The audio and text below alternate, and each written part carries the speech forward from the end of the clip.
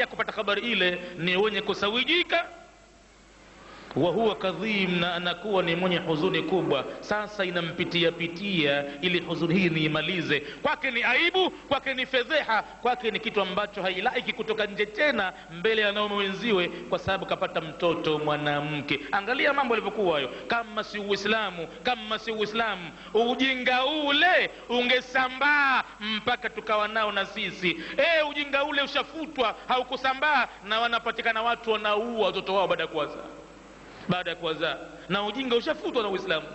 Sikwambii tena ingelikuwa Uislamu haujaja, Mwenyezi Mungu anatuonyesha neema hii, mambo angelikuwaje? Kila mmoja angelikuwa anaona aibu, anaona fedheha. Na mpaka leo baadhi ya watu ndani ya nyoyo zao huwa anapata kuumia kidogo pale anapata habari kwamba kazaa, lakini mwanamke kidogo anaumia. Mpaka leo athari, mpaka leo ipo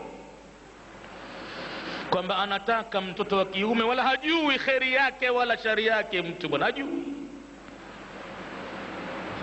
Yatawara min alqaumi, sasa inabidi ajifiche fiche kutokana na watu wasimuone, manake aibu, fedheha kubwa kapata. Uso wake atakabili vipi watu barazani, kwenye vilabu, atakana vipi?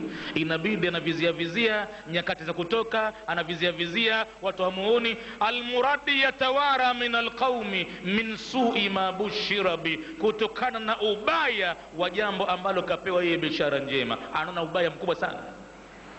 Sasa fikra inakuja, ayumsikuhu ala hunin, imma akae naye hivyo hivyo huyo mtoto, lakini kumdhalilishia ulezi, asimpe chakula chenye lishe barabara, maana hampendi, ni mwanamke, na moyoni mwake atanifanya nini mie huyu, atanisaidia nini mimi? Sana sana watakuja watu kumposa muoi, basi sina chochote tukipata kwake mimi huyu. Kwa hivyo tokea malezi yake, watoto wanawake hawana thamani kwake, watoto wanaume ndio wenye thamani.